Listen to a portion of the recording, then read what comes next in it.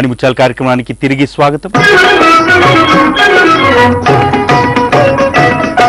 అందాల రాముడు సినిమాలో రావికొండలరావు గారి శ్రీమతి రాధాకుమారి గారు కాస్త చాదస్తంతో కూడిన వితంతు పాత్రలో కనిపిస్తారు. ఈమె పాత్ర మీద రాజబాబుతో ముళ్లపుడి కలం నుంచి మంచి ములుకుల్లాంటి సంభాషణలు విసరడం విశేషం. మీ తమ్ముడు గారు మీ మరదల గారు ఏమయ్యారు? రూపాయి అప్పించి చెప్తానండి. ఒరే మరి ఇవ్వలేను కానీ ఓ పావలైతే ఇస్తారా? యాక్సిడెంట్ అవుతే పర్వాలేదు. అదే అరువు లేదు కదా, అది పారండి. అదే బోర్డు దూకి సంబరంలోకి పోయారు. అమ్మయ్యో ఒక్కళ్ళు కదండి వాళ్ళిద్దరును. ఒరే ఒరే కాస్త చెయ్యి దించి నన్ను ముందర దింపరా. మిమ్మల్ని దింపుతాను రండి. ఎలా రా దిగడం? నేను ఇలా వెళ్తే మీరు ఇలా వస్తారండి. మీరు ఇలా వస్తే నేను ఎలా వెళ్తాను? ఒరే ఒరే ఎలాగోలా నన్ను కాస్త ముందర దింపరా నాయన. తొందరగా ఉండండి. నేను ఇలా దిగితే జంట పెట్లు బయటికి రండి.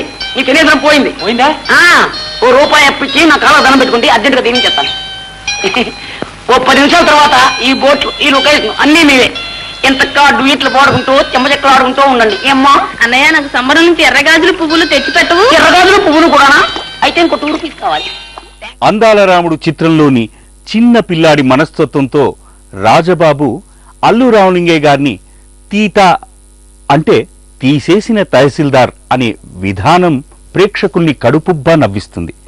అభ్యుదయ కవి, పండితుడు, నాటకకర్త అయినటువంటి ఆరుద్ర గారు ఎదగడానికెందుకు రా తొందరా, ఎదర బ్రతుకంత చిందర వందర, జో జో జో జో అంటూ రాసిన ఈ పాట ఎంత మధురమని. భజన చేసే విధము తెలియండి, శ్రీరామచంద్రుని భజన చేసి మోక్షమందండి. పశుల వన్నెలు వేరే అయినా పాలవన్నే ఒక్కటే కదా. పశుల వన్నెలు వేరే అయినా పాలవన్నే ఒక్కటే కదా. శివ శివ శ్రీరామయ్యన్న దేవుడను వాడొక్కడే కదా. భజన చేసే విధము తెలియండి, శ్రీరామచంద్రుని భజన చేసి మోక్షమందండి.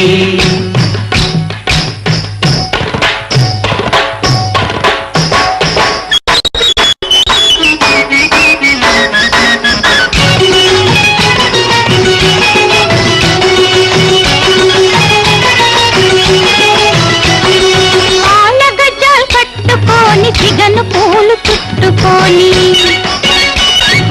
కాళ్ళగజ్జలు కట్టుకొని సిగను పూలు చుట్టుకొని పూనరాగం తీయమన్నాడే రామయ్య తండ్రి. కోలాటం వెయ్యమన్నాడే, ఉయ్యారంగా కోలాటం వెయ్యమన్నాడే. నిండు మనసుతో కొలిచే వాళ్లకు, నేదిక్కని తలచే వాళ్లకు,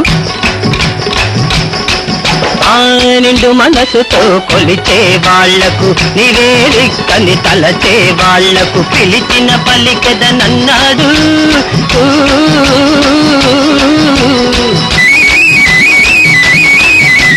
పిలిచిన పలికెదనన్నాడు, అండగా నిలిచెదనన్నాడు. భజన చేసే విధము తెలియండి, శ్రీరామచంద్రుని భజన చేసి మోక్షమందండి. ఏఎన్ఆర్ గారు రాముడిగా, లత గారు సీతగా తెర మీద కనపడి పలువురి ప్రశంసలు అందుకున్నారు. 101 జిల్లాలకు అందగాడిని అనే డైలాగుతో ప్రేక్షక లోకంలో అపారమైన స్థానం సంపాదించుకున్న నూతన్ ప్రసాద్ గారు ఈ చిత్రం ద్వారానే వెండితెరకు పరిచయం అయ్యారు. మా తల్లి గోదారి చూపంగా దారి పడవెక్కి భద్రాద్రి పోదామా, భద్రాద్రి రాముణ్ణి చూదామా, భద్రగిరి మహిమలే విందామా, భద్రగిరి మహిమలే విందామా. బాపు రమణల జంట విడిపోని పూలబాట అయి తెలుగు చిత్ర మాలికలకు పెద్ద పీటగా నిలిచాయి. మరో అపురూపమైన ఆణిముత్యంతో మళ్ళీ కలుద్దాం. అంతవరకు సెలవు. నమస్తే.